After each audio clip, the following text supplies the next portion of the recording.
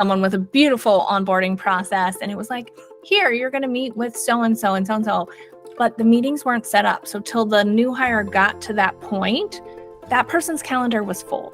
So also proactively making sure that there's time built in, or maybe giving them options. Here's the 2 options for meeting with this manager or this other person that you need to learn from, so that they have control, but also they have a plan. If the turnaround time between a new hire's arrival, the day that they start, and their ability to start getting work done is taking up too much time, it's taking a couple days, maybe even weeks, I'm telling you that this webinar segment is perfect for you. I am joined with special guest Leslie Wireback, and she and I will be covering how to make sure seasonal staff actually hit the ground running from day one. In terms of making sure that staff actually is hitting the ground running when it comes to onboarding, what are some key resources or training materials or even equipment that employers should have readily available to ensure seasonal employees can actually start just effectively working from day one? Yeah. So I think that is having it all outlined. Like, what does this look like step by step, and making sure that it's clear for them. So do they need any sort of equipment before they show up on the first day? Are you providing any sort of personal protective equipment there on the first day, and kind of marking that as part of your process? That was the one thing that I was thinking, how does that work? What does that look like for each of the employees, as well as how are they getting access to it? I had someone recently, and their 30-day feedback was, I had these different things on my roadmap, which was great, but then I had to go back to IT on this day and get access to, it was on my roadmap, but it wasn't coordinated that I actually had a username and password to get into it. So it's also mapping it out from that full scope of, yes, you're going to get here. We need to make sure you have an IT meeting first, so that then you can actually do this training or access this resource that you need. So they had a great suggestion of, why don't we build that earlier in the timeline where there's a half hour with IT and I get this whole list of access, and then I know I'm ready to go. So I think it's also soliciting the employees as they go through it, what could be improved. So continually looking at that as well.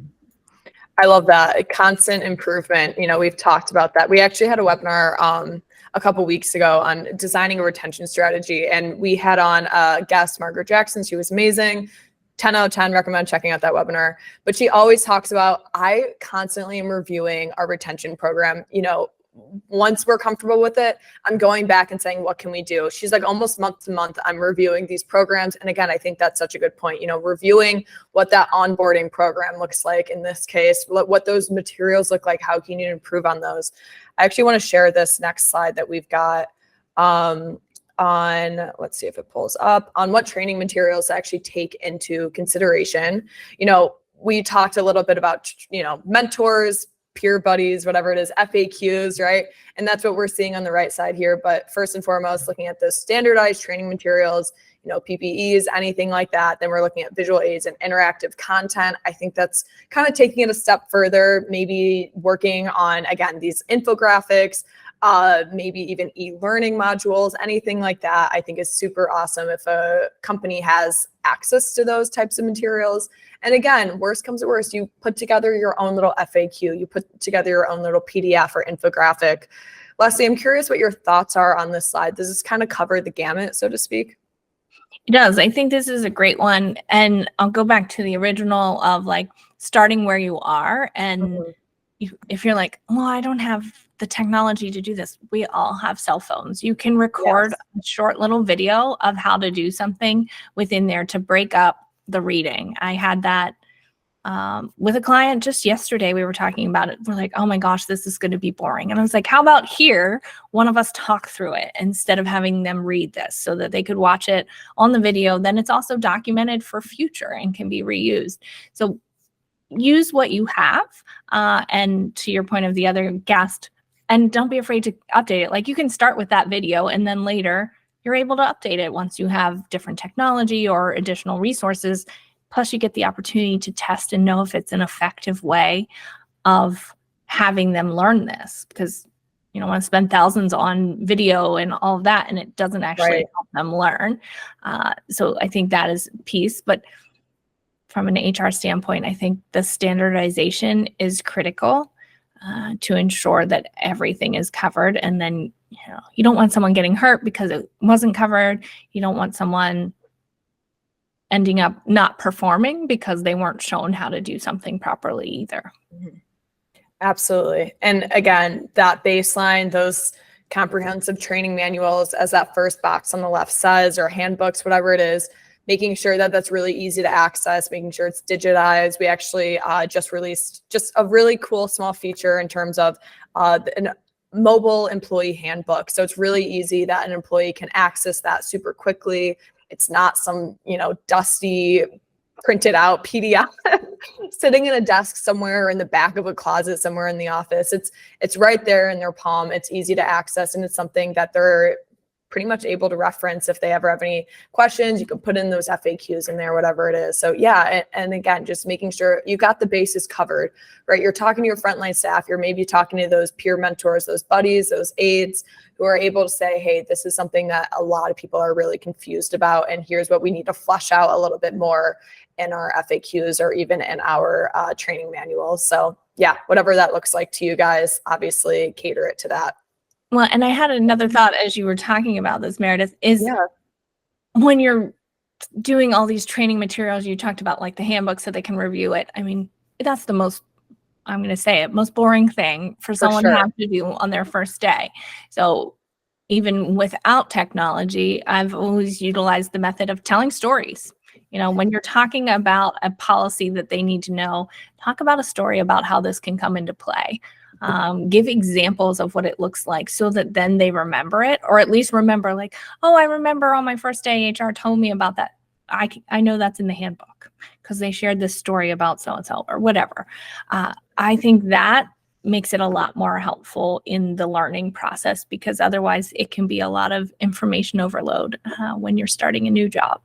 Absolutely. And you even said at the very beginning, right, making sure that there's dedicated hours, maybe even days of the first couple weeks of onboarding employees where it doesn't necessarily feel overwhelming. You're spacing it out. You're getting them involved in the company still, right? You're assimilating them into the culture, the values, the goals of the company itself. And yeah, making sure that it's not overwhelming, right? Making sure that we're not kind of throwing them in the deep end or easing them in way too slow where they feel like they're just getting bombarded with information or manual tossed at them, right? So yeah, I completely agree. Yeah. In terms of successful strategies for pre-boarding or prepping seasonal employees, do you have any examples, of any stories where employees arrive on their first day and they're well prepped or they feel like they've been pre-boarded very well? Well, the first thing that came to mind was examples of what not to do, not like the great ones. Yeah. But I even remember one of my first jobs, and I got there and they were doing construction on the entrance and I didn't know how to get in the building. So Okay. to me, that has set the expectation of send a guide of what to expect before their first day. You know, if that's another email or they get a text like, hey, at such and such time, we'll meet you at the front door. So-and-so will be there to greet you. Make sure that all of that is clear, because there is so much going on in a new person's head when they're coming to work that day, that anything you can take out of like that they have to guess will be helpful for them. So sending a guide of what to expect on your first day is an incredible way to make sure that it's a success. And also, what came to my mind with seasonal employees is this could be their first job. This could be the first opportunity that they're joining the workforce, because that's often an entry point. So making sure to cater to the needs and questions that they may have. I've experienced it with employees who have no idea how to fill out a W-4 or what their I-9 looks like. So if you're not doing that electronically beforehand and they're going to have to do that on their first day, making sure that you can help prep them, at least with bringing the right information, helping give examples of how they might think about this, what they may need to ask even at home with their family so that they're prepared to answer those questions. Those are critical. And, don't forget what to wear. Are you taking them to lunch on their first day, or should they be packing a lunch? If so, is there a fridge? There's all these tiny details that if it's someone like me, I'm going to worry about them. Yeah. I remember on my first day sitting in my office and it was like 12:30 and no one had said anything about a lunch break. They had left me alone with my paperwork because I was HR. And I was like, I guess I can go to lunch now. Oh, yeah. So you don't want a new hire to have that experience. You Yeah. want to make sure you've thought of all of that for them and you are their guide, or they have someone else that is their guide. So if HR is not handling it, their manager is, or someone else is appointed to do that so that they're not left wondering. Absolutely. Absolutely. Yeah. And again, I keep going back to this mentor, this buddy, because I think it's really important. I've actually been that person where somebody was coming on, we had a new employee coming on board, and she was, very green, very new, fresh out of college. And I was that person, that contact for her. And I loved it. She was asking me about dress code and everything from lunch and stuff like that. And it's little questions like that. And she came in feeling really good, really confident. Obviously, we had our HR manager kind of show her around, but I was also there to introduce her to people. And it was really special, not only for me, made me feel really good to be able to be that person for her, but also it was great to have somebody where, she was just kind of wondering about the little things at the office that I was more than happy to kind of show for her and, be that buddy essentially. So yeah, it's those little things that make such a big difference in making sure that this new employee is feeling really well acquainted and assimilated in the culture from day one. Yeah. Yeah. Awesome. On a broader scale, what structural practices can HR actually implement to reduce the time between new hires' arrival and their ability to contribute productively to the organization's goals? So I think this is making sure that you have a checklist and a process and a flow that applies appropriately to the role. So obviously some things have to be the same for everyone. Some things can vary. And so how quickly can you let someone get to work? I often hear the experiences of people had their first day and they go home and, how was it? And they're like, I don't know, I just filled out a bunch of paperwork or I just watched videos. You don't give them a taste of what they get to do, even if they're shadowing. But if they can actually do some work on the first day, that's a great way of making it an impression and getting them excited about the company that they've just joined. I think we have this really great feature with the onboarding checklist, and it's really more for HR managers to be able to say, okay, we got everything accounted for, we got this document in order, they've toured the floors of whatever the company is, they've met all of these people, et cetera, whatever their checklist is. And I've actually seen companies showing this checklist, they're kind of sharing this checklist with employees, with new hires and saying, hey, this is what we're going to run through today. Here's what Monday is going to look like. Here's what Monday afternoon is going to look like. Here's what Tuesday morning is. And actually showing them this checklist and saying, you're a part of this, and you actually have a say in kind of where this onboarding process is going. It actually makes that employee feel like they're hitting the ground running, not only, but also, hey, I actually have a say in what this onboarding looks like for this new company. It really builds loyalty. I've heard awesome feedback with people, actually, these managers sharing this onboarding checklist that Workforce has with their new hires and saying, this has been great for actually making them feel like they're, already achieving what they need to achieve. They're reaching those organizational goals. So yeah, I think that's such a good point, and making sure that they kind of feel like they have the reins a little bit on their own onboarding, so to speak. Yeah. And I think there's a balance of putting them in control of it and making sure that they get led down the path. Absolutely. Yeah. The one thing that came to my mind was someone with a beautiful onboarding process. And it was like, here, you're going to meet with so-and-so and so-and-so. But the meetings weren't set up. So till the new hire got to that point, that person's calendar was full. So also proactively making sure that there's time built in, or maybe giving them options. Here's the 2 options for meeting with this manager or this other person that you need to learn from, so that they have control, but also they have a plan. Absolutely. Yeah, absolutely. I think that's such a good point. And especially when we're taking consideration, HR introducing people, new hires to upper management or C-suite, even whoever might be a little bit harder to reach, making sure that they actually have time in their calendar blocked off to be able to do so. Absolutely. I completely agree.